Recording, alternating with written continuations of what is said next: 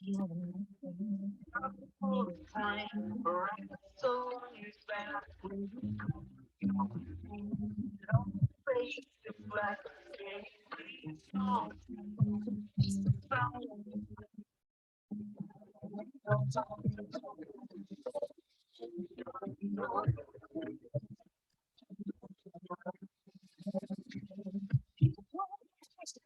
the next day.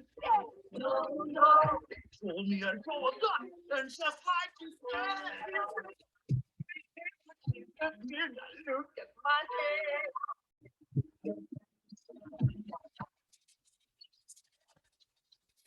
Told me that the life of my dream would be promised and someday be mine. It's so hard not to just like bust out right now. Told me that my power would grow. Oh, it's such a good song. Oye, Mariano's on his way.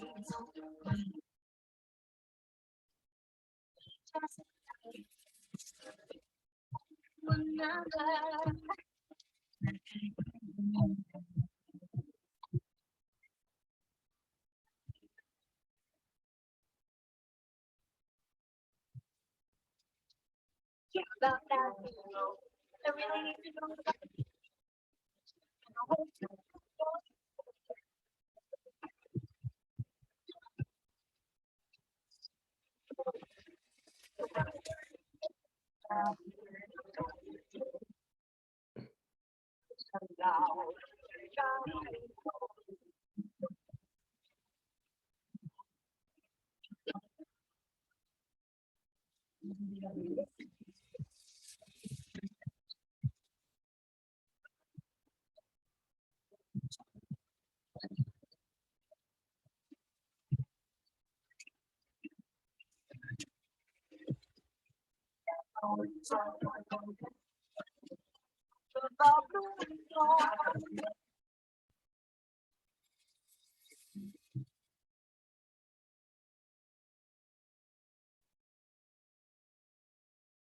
It has ended.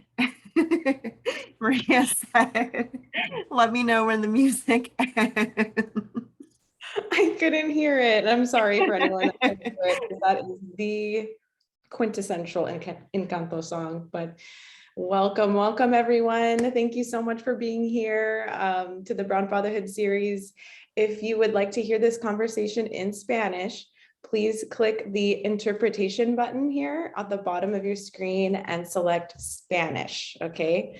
Again, if you do want the interpretation, just click the interpretation button that looks like a globe and click Spanish. Drop that in the chat. Perfect. So thank you so much. I'm Maria Harrison. I'm Latinx Parenting's Administrative Coordinator, and I am here located on the unceded lands of Ahashmen, Tongva, and Kiss nations known as Orange County, California.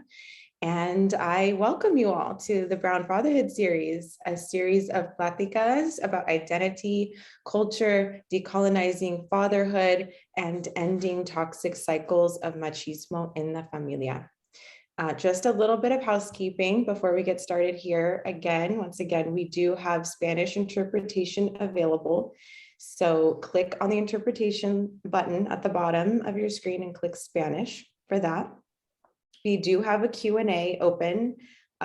So at the end of the talk, we'll do our Q&A. So be sure to submit your questions throughout the talk. And there's a button at the bottom of the screen to do that. There's a tab.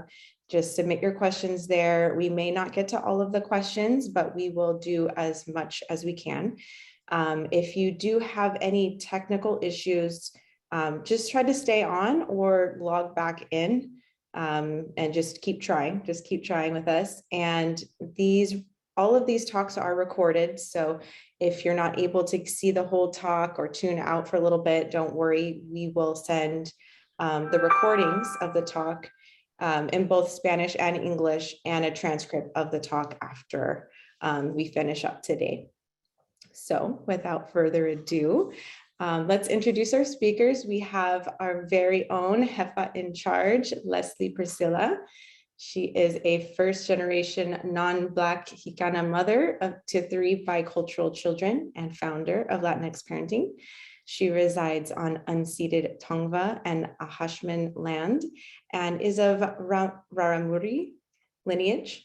She has 14 years experience working with Latinx parents, children, and families who are practicing new ways of connecting and increasing their capacity for thriving while sustaining their cultural values.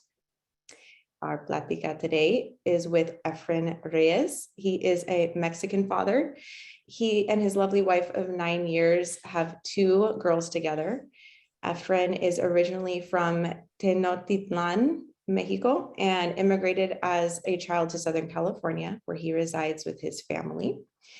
Efren has over 7 years working in behavioral health with children, parents, and families. He is a certified life coach and holds a master's degree in human and family development with Arizona State University. He is the founder of Latino Dad Connection, an organization dedicated to raise awareness and support for Latino father involvement. Efren's mission is to inspire fathers to live legendary lives and create meaningful connection with their partners and children. Latino Dad Connection provides workshops, groups, and individual coaching to parents and families. Again, welcome and thank you all for coming and enjoy the talk. Thank you, Maria. I'm so grateful that you're here, and you will be coming back. Maria will be coming back around the Q&A time, as she mentioned. Let me just make sure. Okay, we are here with Efren Reyes. Efren and I actually go way back without knowing that we went way back. Efren actually invited me, I want to say about a year and a half ago, to participate in a plática that you were asking me to be a part of, that I had a lot of fun doing with you. And so when the conversations around who we were going to bring on for this year's Brown Fatherhood series, it was no question that Efren's passion, his dedication, his commitment to brown fathers needed to be highlighted, needed to be talked about, needed to be amplified. And so I'm so excited that you're here with me. We didn't teach together. He wasn't my co-facilitator, but we taught in the same program. We taught in the same fatherhood program. We taught groups of dads, groups of couples. And I'm going to let you share more about that experience. Also, I have my own experience, right? And so we can get into that. But it's really nice to have somebody that is local, like very, very local to me here in Orange County. And yeah, Efren, I want to know everything about you. I want to know all of the hats that you wear. Who is Efren Reyes? What is your, when we have the vision holder circles, we talk about what is your medicina, but I want to hear really about your fatherhood journey as a son, right? And also now as a father, and then anything about the journey to becoming a father. No. Thank you so much for having me here. I really appreciate this space. Like you mentioned, I had you on about a year ago, and I was just trying to start my business and put out the message that fatherhood matters, and who else would be the person to kind of connect with, which is you, and we had a great plática that time. And my fatherhood journey starts basically about 5 years ago with my daughter, and that's a big part of me being a father. But I think before that is being a husband. I think I do cherish the connection that I have with my wife, and it is very important for me to continue working on that, because it is the foundation to my family. So yeah, I'm a father. I'm a proud father of two girls. One is Yaretsi. She's 5 years old. I have another one that I just had not too long ago.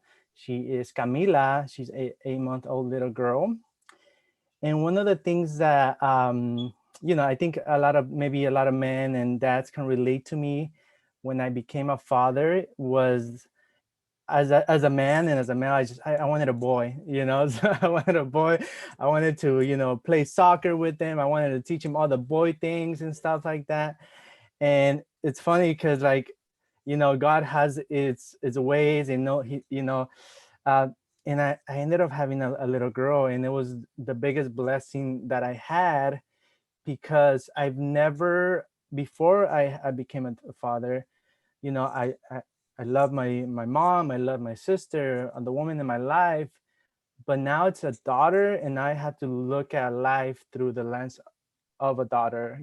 I'm like Mhm. seeing her grow up, and thinking about what she might have to go through because of machismo tendencies, or because of certain things that women experience and not men experience. And so that completely has shifted my perspective of what fatherhood is, and especially kind of looking at through the lens of a little girl. So Mm. Ooh, you said so much, and I think a lot of people can relate to what you're saying, especially those dads that might be in here, might be watching later on, that have girls, right, that are raising daughters. I really wanted a little boy, actually. Like I really wanted a little boy, because my relationship with my mom was very difficult, right? And so my relationship with my dad was the positive one, but it's because he wasn't involved in anything besides just like showing up and having a good time, right? And so mm, I want to hear more about your experience also in taking the lessons that you learned as a son. Like, what were some of those experiences where maybe you did experience machismo, or maybe you experienced your own father kind of undoing that machista, those yeah. machista attitudes and ways of Hmm. being prior to? Because my dad he's machista in some ways, and then at the same time he was more educated in Mexico, so he also shed a lot of those machismo mentalities that I feel really grateful for. But a lot of my on my mom's side, like a lot of my tios, right, like really really carried that. And so what was your experience growing up with the men in your family, with your father, with your tios? What did you observe, and how did you kind of what did you come away from that? Yeah. So a little bit about my history. My parents are from a small town in Veracruz, Mexico. And I actually have, like, if you see my picture, this is kind of like if you would go to the rancho, that's what you would see, El Volcán. It's Mhm. called Pico de Orizaba. And, they were born there, but they immigrated to Mexico City, Tenochtitlan. When they were young, to seek work, to seek a better opportunity, and that's where they got married, and they had myself and my brother. So for 10 years I grew up in Mexico City, surrounded by my father's side of the family. So it was interesting dynamic. My father's side is very different than my mother's side. um, and growing up, I my dad was physically there, which he was with my mom, but he was not very emotionally there. He wasn't supportive. He wasn't that type of dad that would go and tell you I love you, or just kind of play with you. It was more of like providing, and yeah, he would take us out once in a while, but I don't remember him like being there a lot. And the reason why it was because he struggled with an alcoholic addiction. So he had his own things going on that prevented him from actually being involved with me. Another thing about my childhood was when I was very young, about 3 years old, I actually got very sick. So my mom tells this story that she thought I was gonna die. She was rushing me to the hospital, and before they got to the hospital, they stopped at a church, because in the Catholic religion, you want to get baptized before, because I wasn't baptized yet. So they baptized me right there, just like I think mi madrina now, and she just poured some water on me and just kind of like say, here, you're baptized. And obviously, thankfully, I was, I made it through. But I did spend a lot of time through my childhood in hospitals, because they found a small tumor in my brain. So that affected some of the neurological mechanics through my body. And that actually made my mom more she would always go with me to the hospital, take me to different doctor's appointments, take me to curanderos, anything that she could do to help me get well. So I spent a lot of time with my mom, and unfortunately my dad was either at work or taking care of my brother and things like that. So that also kind of impacted the relationship that I had with my own father.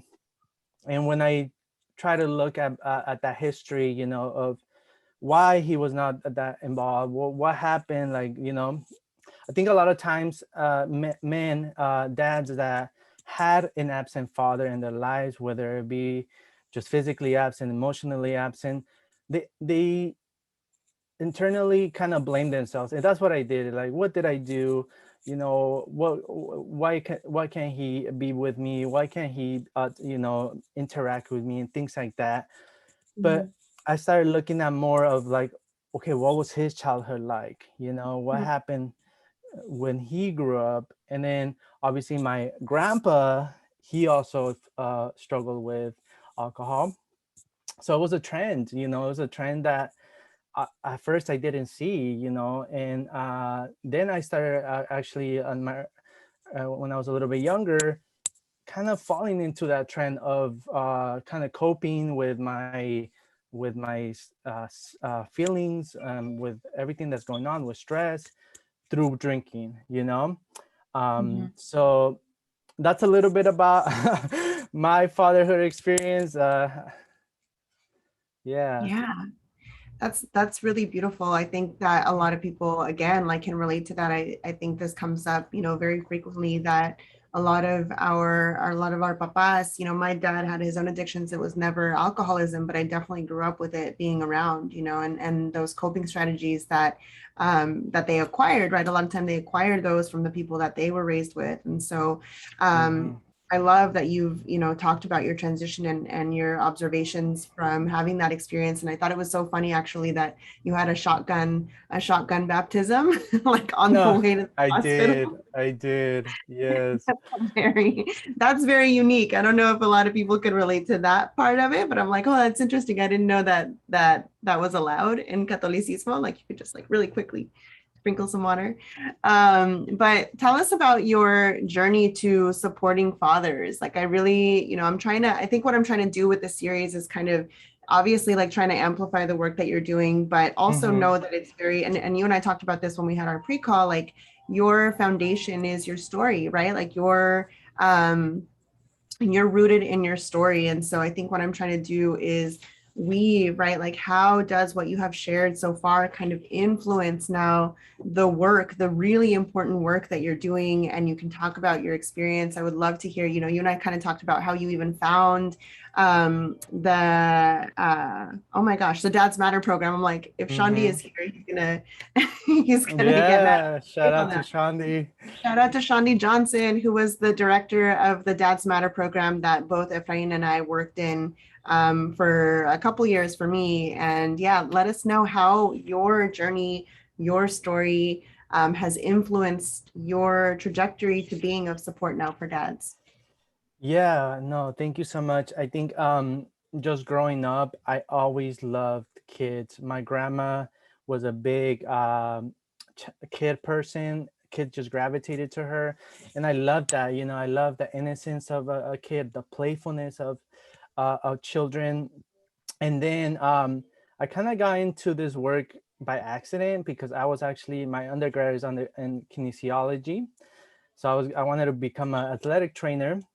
And I had to get some hours for that. And the only hours that I went to a facility, the only hours that they had offered was at the Child Development Center. And I was like, all right, I'll try it. And I went through that.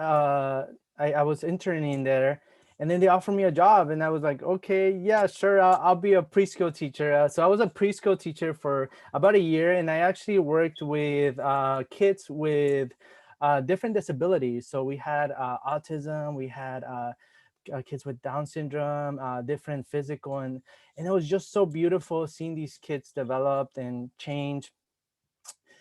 And then I started learning more about behavioral health. I did a little bit of ABA therapy after that. And when I found out that I was going to become a father, I wanted to learn more about what fatherhood was really, because I didn't have that example of a role model father, right? Yeah, and I'm not blaming my dad. He did his, everything he did, uh, his best. I love my dad, but it was just the reality. I just didn't have a role model of a father.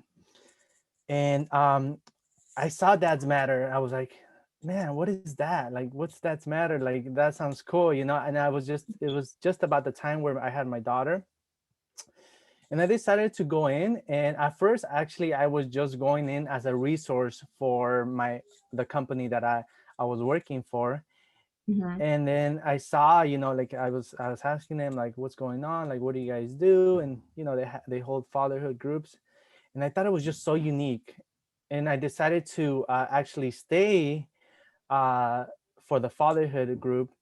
And I was a participant of that program at first before I became a facilitator. So Mm, I wanted to go through that journey of what does it mean to go through this fatherhood program and learn from other compadres that have been fathers for longer than me, right? There was, older men, abuelitos, tíos, you know, fathers that were not together with their partner anymore. What was that mhm. dynamic like? And it just opened up my eyes of what fatherhood is, Yeah. and how I can go about it. So after that, I gave Shandi my resume and I told him, hey, if you ever need a facilitator, call me. And Yeah. he ended up calling me, and I worked for them. I only worked for them for about a year Mhm. because I went back to school, but it was a great experience learning from other compadres.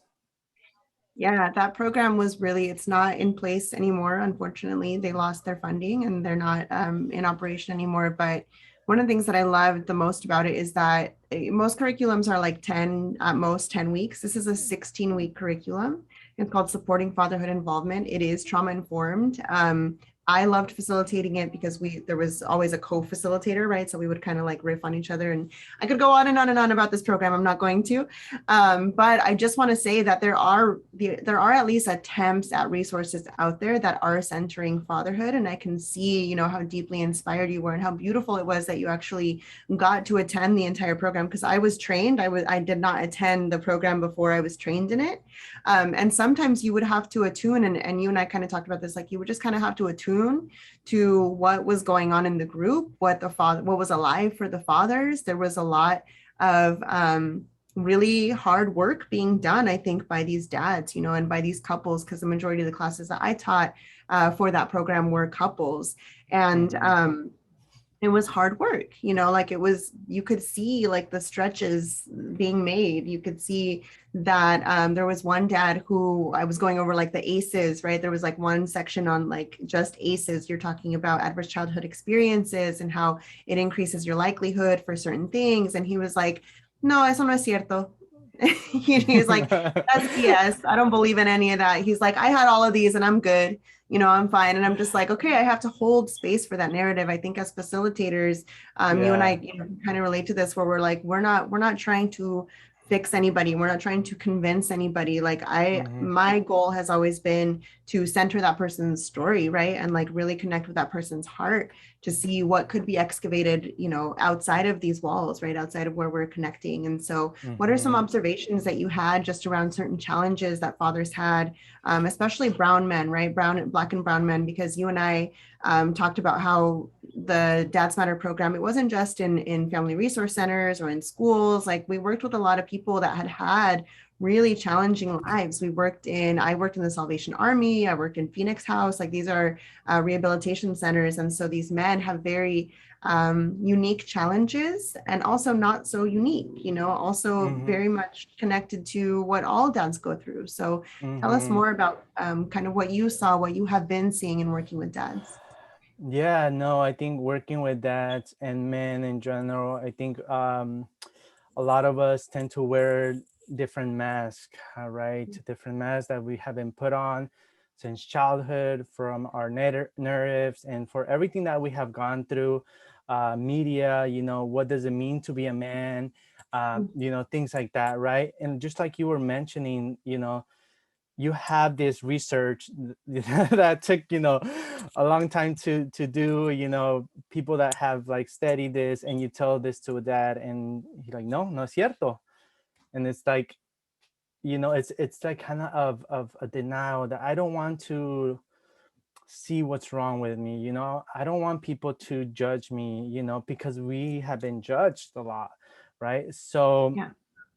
And for me, it's like creating this space where dads can come in and kind of put down the guard a little bit, take off those masks, and really, like, at the end of the day, we're all men, we're all human, and we all have the same needs. So that's one of the biggest thing that I think men and especially working with fathers we face. And honestly, like, I could have chosen like working with just parents, I could have chosen working with women, because I have been doing that, but I saw that there was a need of this type of service. And another thing that I learned from Dads Matter is that we need to be more dad friendly, right? So kind of catering to dads, what are some of the things that dads are doing that we can connect with, all right? Yeah. And I think my job right now is just to raise awareness that there is a different way, there is a different way of doing things, and you don't have to kind of mask all those emotions, because they're going to come out in different ways, right? They're going to come out in anger, they're going to come out in addictions, they're going to come out in sex, a lot of different things that happens if you're not addressing those emotions and you don't have that safe space. Yeah, you said so much there. And I think, there's this misconception when I do what is it called? The training that I do for professionals, the Latinx Parenting Professionals Intensive. We have a list of stereotypes that we come up with, and we differentiate it by men, right, and women. And so typically the focus becomes on the way that mothers are and the way that fathers are. And so some of the things that come up very frequently are that fathers are authoritarian, that fathers are emotionally disconnected, that fathers are not present, like you said, they're not emotionally available, they're not present for their children, they're very removed, right? It wasn't necessarily my experience. My dad was actually the emotional one, and my mom was a little bit more authoritarian. And so we see that there's variety with those experiences also.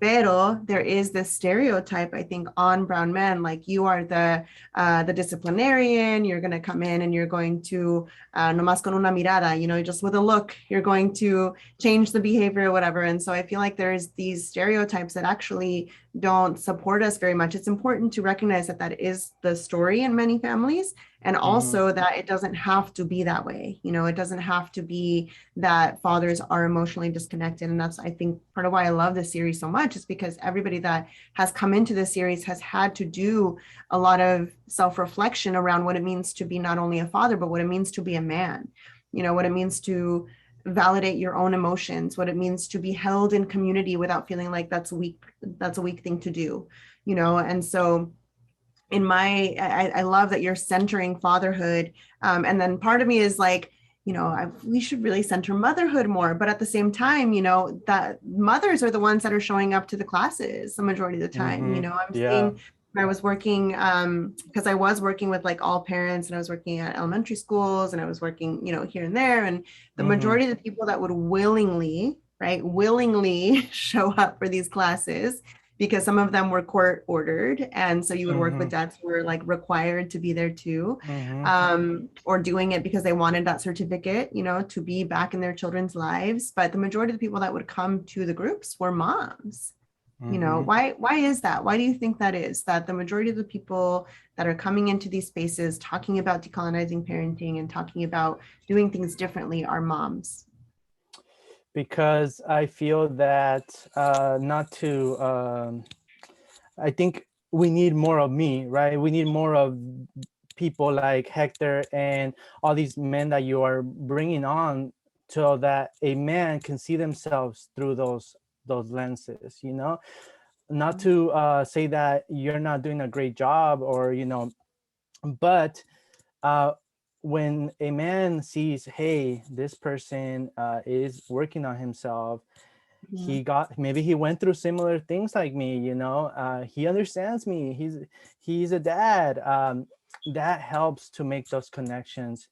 So I saw that too. Like, I also you know, I have a full-time job where I teach parenting classes as well, and that's the trend, right? I see moms coming into the classes, but I always encourage, hey, tráigase su esposo, dígale al esposo, por favor, aquí estamos para ayudarle, and just kind of encouraging that, you know, because sometimes we forget, like, oh, is there a dad, like, you know. So I know that right now there's a lot of maybe moms looking at this presentation, but they are the connection to the dads, right?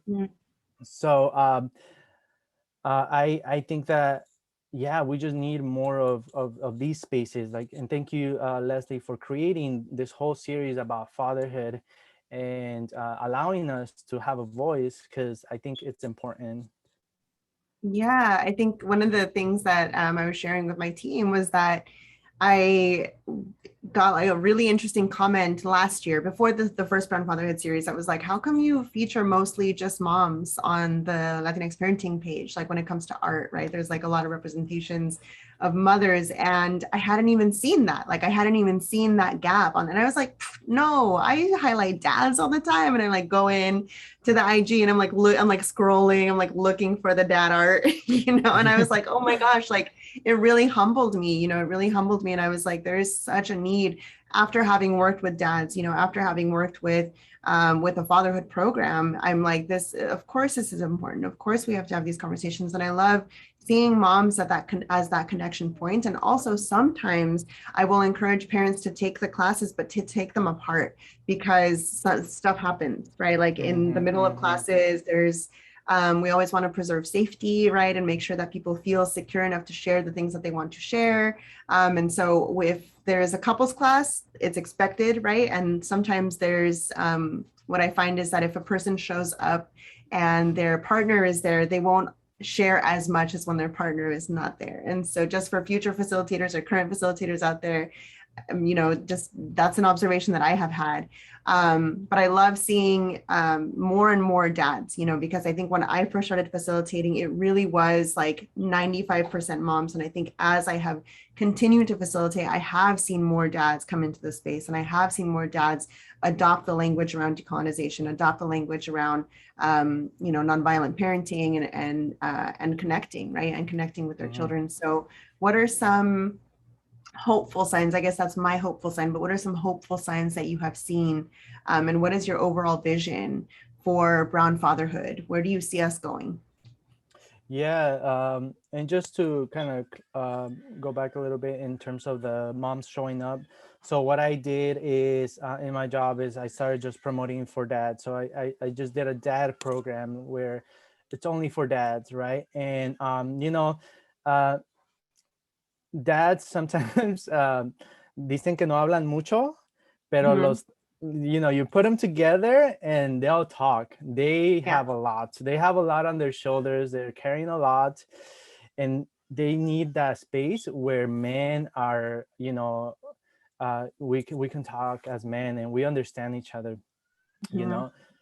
And I think that's important, and that's why my vision is for Latino Dad Connection is to create these support groups, these programs, coaching programs, where it's especially designed for dads, it's Mhm. especially designed for men and anyone that identifies as a man.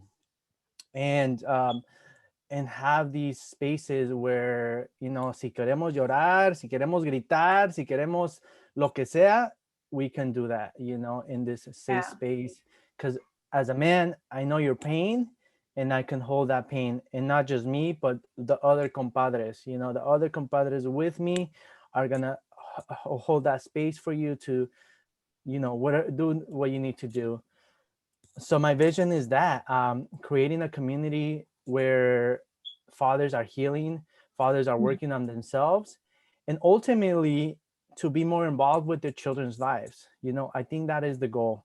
um, Yeah. as fathers, we have a lot of struggles, we have a lot of obstacles, whether it be communication with our wife, whether it be finances, whether it be our mental or physical health, whatever it is. We have those struggles. Let's talk about those struggles. Let's create a plan. But ultimately, at the end of the day, I think the most for me, the most important thing is showing up. And I had my slogan. I just created it, and it's just show up, compadre, just show up. Mm. Because it just means you just have to be there. That's half the battle, is just being there. The other half is, figuring it out. But being there is the important part that is going to make, a big difference in your children's life. Oh, that's beautiful. Just show up. Just show up. Just show up, compadre. I want to bring up two things because I was having this conversation recently with my friend Carlos, the modern macho, who was on the last grandfatherhood series. We had gone out with, this is a few months ago, we went out with my friend Janelle Scales, who is also a parenting coach, and then DJ Johnson, who is also a parenting coach. And we were talking about how Carlos is very adamant about keeping the space. I hope it's okay to share this, but it's not bad. It's not a bad thing at all. But keeping the space that he has created, focused on men and having that safe space for men. And one of the things that came up for me and Janelle is that sometimes there's a risk that in not allowing a woman's voice to be present, right? In not allowing a mother's voice and a mother's just like narrative to be present, something gets lost, right? Something gets lost when you are just totally closed off in this way. And so what I really loved about the Dads Matter program, and not to just make this all about the Dads Matter program, but when I would run the fatherhood groups, it was really interesting for me to be able to have these conversations with the men, hear the way that they talk about women, and then also bring up my own experience and what that feels like for me as a woman to hear, right? And so these dialogues are important. I think a lot of people will see a space that's created for men and they'll think, oh, here's another space for men by men.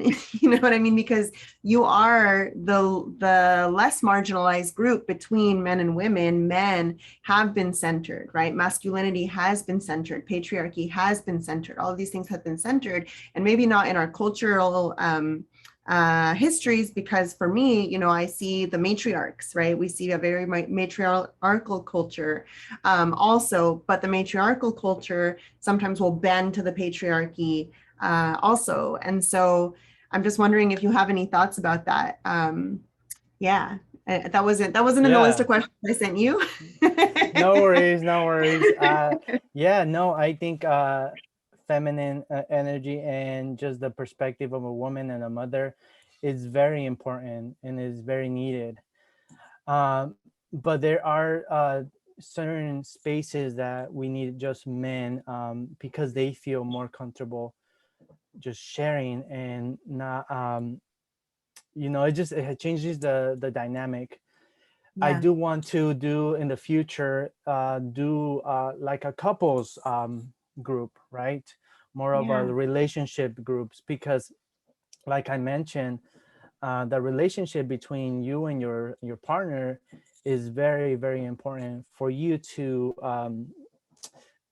be present with your kids. So Yeah, it's not, I have a vision of involving mothers, and even in my group, I have a Facebook group called Latino That Connection. I have men and women there because I think it's Mhm. important to see both perspectives. But I am focusing on men just because there are some stats out there of, and if it's okay, can I just read like some stats that I found about fatherhood? Yeah, of course. Yeah, so this I found these on fatherhoodresourcehub.org. And when fathers are involved in their children's lives, they are 39% more likely to earn A's in school, Mhm. 45% less likely to repeat a grade, 60% less likely to be suspended or expelled from school, and then 2 times more likely to go to college, and 75% less likely to have a teen birth, 80% less likely to spend time in jail. So, Mm. these are stats that show the importance of fatherhood, show the importance of men being in their lives. And the reason why I share them is because a lot of men want to hear the stats. So we're more logical, we want to hear the facts. But yeah, I think mothers are important. Yes, Yeah. we need to get those mothers involved as well. But for me, my vision is having the dad support mom, right? And Yeah. having the dad support mom and vice versa. Mhm. And to do that, we have to work through some things. We have to, do some work Yeah. ourselves.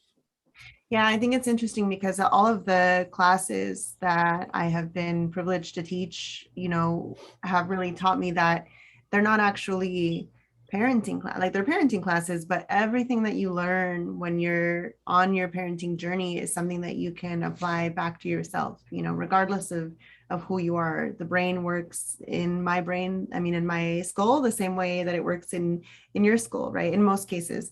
But I think that it is important for men to have those safe spaces.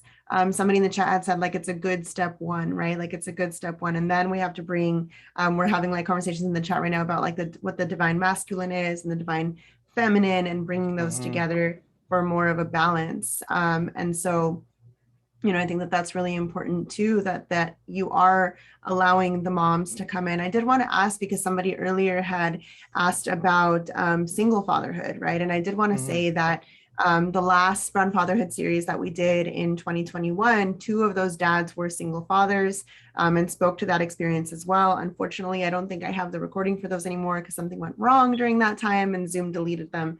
But I did want to speak to like what if fathers don't have that partner, right? Like what if fathers don't have the resource to be able to have those conversations with the mother of their children? Like what Hmm.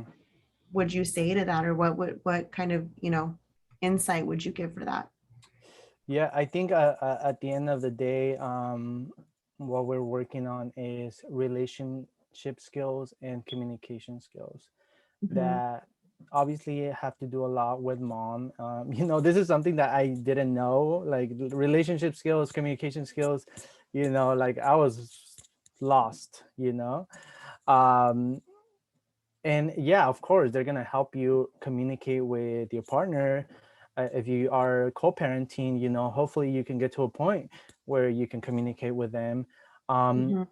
but ultimately is like learning these skills is also going to help you maybe find another partner, right? Find another partner, or just communicate better with the important people in your life, or communicate and be with your child and your son or daughter. And I just want to Yeah. say something about the divine masculine, divine feminine. Is one thing that I learned that I didn't know was that we all have masculine and feminine energies, right? And when this like concept, I learned this concept, it was totally like, I don't know, it just opened up my eyes to like, oh wait, what? Like, you mean like I can be feminine? I can do, like, and it is crucial that as men we also tap into those feminine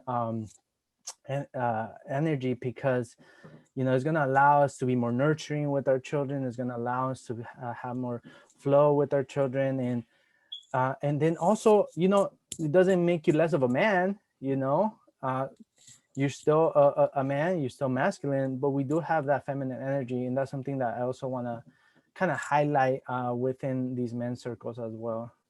Yeah, beautiful. I want to amplify something that my friend Joshua Alvarez said before we get into, maybe that can be the first question that we start with because it's by the same person, but wanted to definitely share that Josh wrote, let's not forget that there are same-sex couples who are also parents. Absolutely. We had the LGBTQ Familia series. We actually had 2 brown dads that were a part of that series and spoke to their brown fatherhood journey within the context of, being 2 fathers in this culture that sometimes is not fully accepting. So we do have the recording of that. We should upload that to YouTube at some point also. And I definitely want to bring Maria back on to share some of these questions, which I hope, Efren, you're okay to answer. If not, if we don't get to all of them, hopefully, we'll get to a good amount of them. Yeah, I'll do my best to answer those questions. Fantastic. Thank you so much. That was so powerful. I know we could just go on and on. And I'm sorry to cut it short, but we do have some really good questions. So I think you did just address with the masculine and the feminine, how, Joshua's question about, gender constructs, like social constructs, and how we as fathers, honor children's fluid genders and diverse sexualities.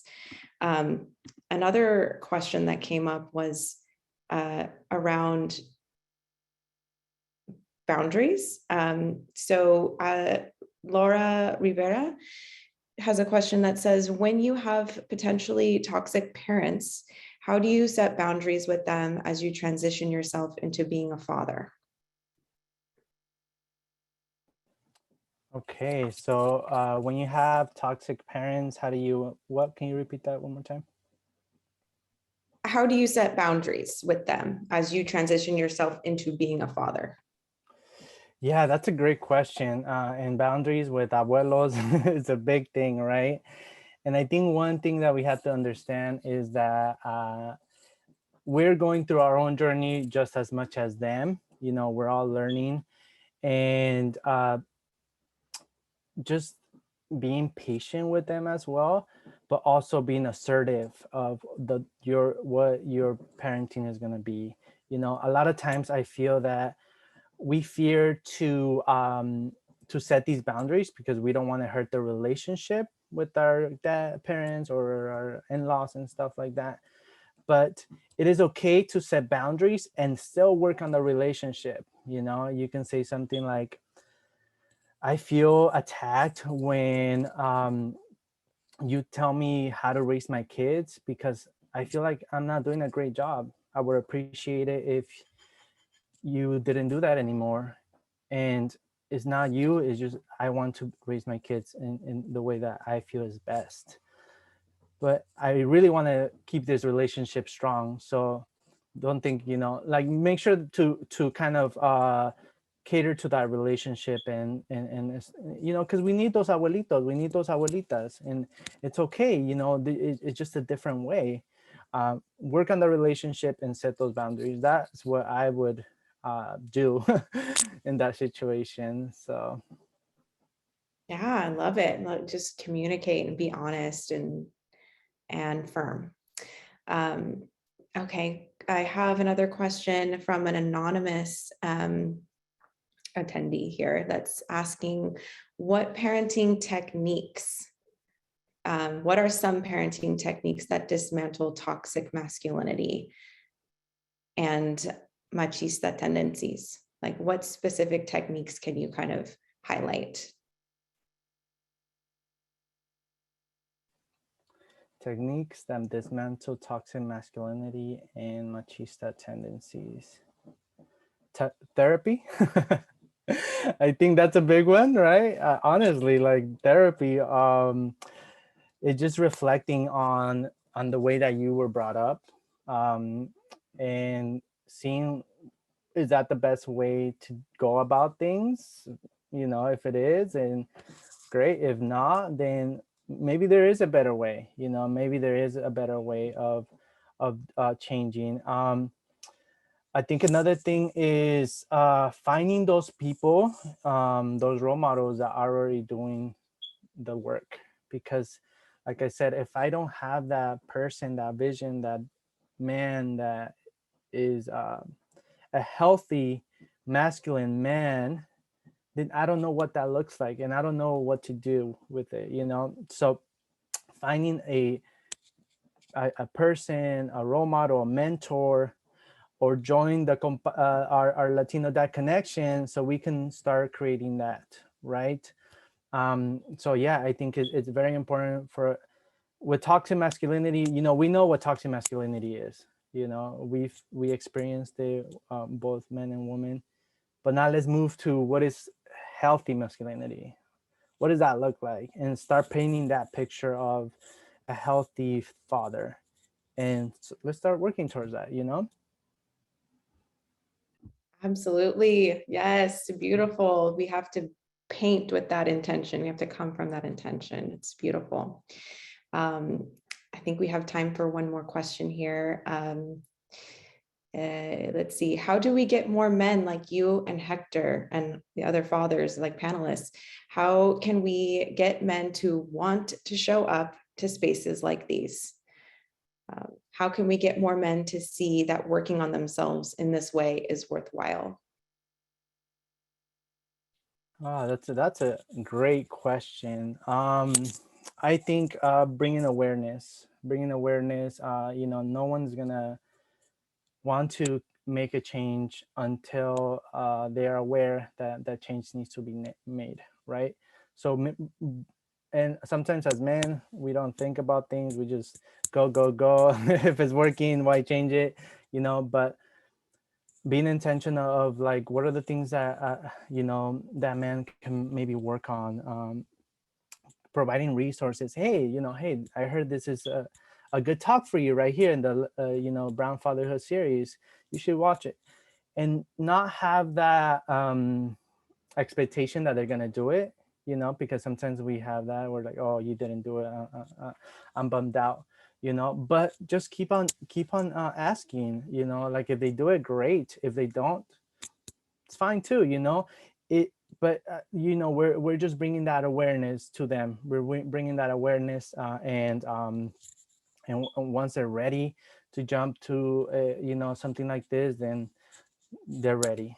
And also, I think with men, we always wait until something happens, like unfortunately, you know, a divorce or something big happens, we get sick, you know, we don't really take care of ourselves, we get sick, you know, we always we're fine, our marriage is fine, you know, everything is fine. But it really is prevention, right? So I think for a man, it's like, hey, let's work on these things before they get out of hand, right? Before you have to, you know, do other stuff. So that's kind of my thing, is really trying to prevent some other more damaging things, damaging events to happen. I think that's such a beautiful answer, friend. And I wanted to just highlight some of the things that were happening in the chat, if I may.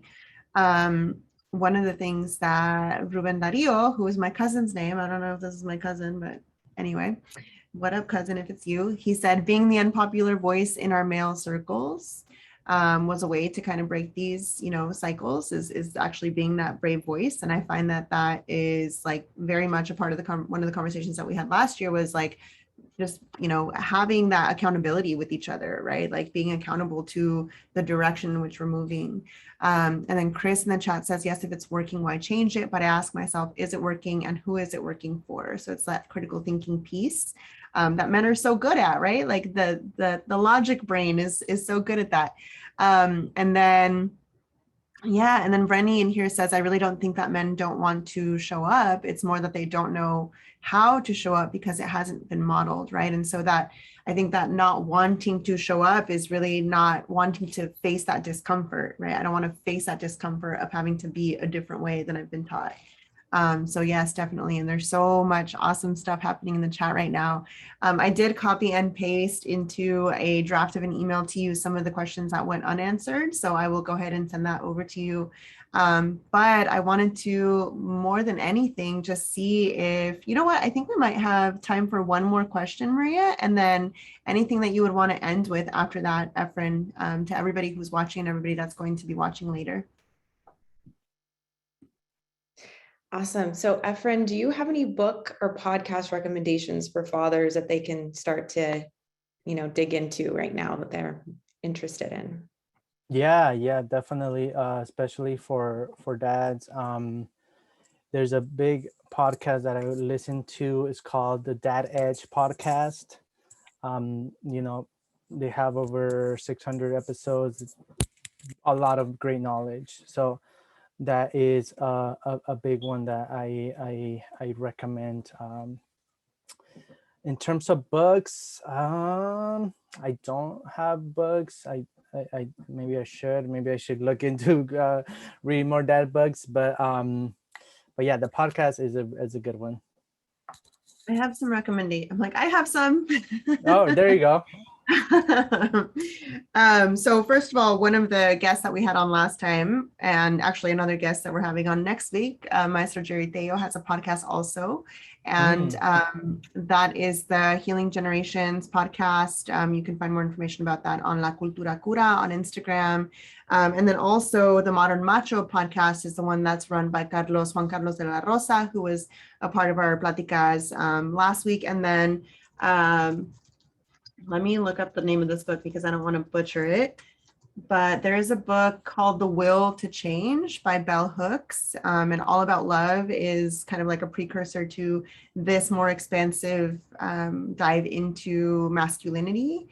And then also there's a podcast called the Man Enough podcast, written by Justin Baldoni, who was in Jane the Virgin. He was one of the actors on Jane the Virgin, and he wrote a book called Man Enough that I've been dying to read with my partner, actually. And I think that as many conversations as can happen, either in partnership or in relationship with whoever, right? Like with your children too, about masculinity and about your own relationships to masculinity, to yourself as a father or men, right? Just out there. I feel like that is going to put our children in a really good spot to be able to have their own reflections and move us forward in those directions too. So anything that you would like to end with, Efren, before we close our session, which was so powerful, and I'm so grateful for you and everybody that's been here.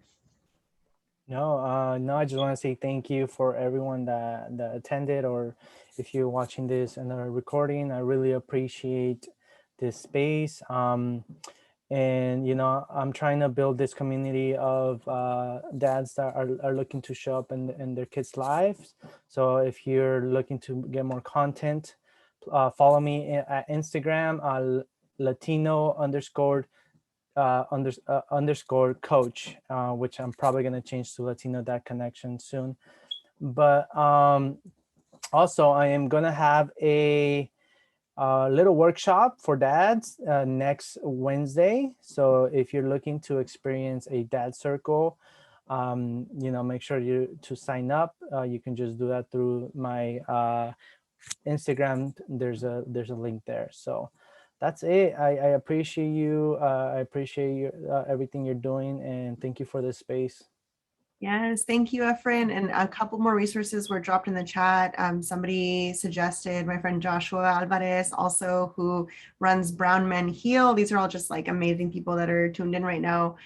Josh runs Brown Men Heal on Instagram and said he came across this book called Decolonizing Latinx Masculinity. So I've added it to my cart and can't wait to receive it.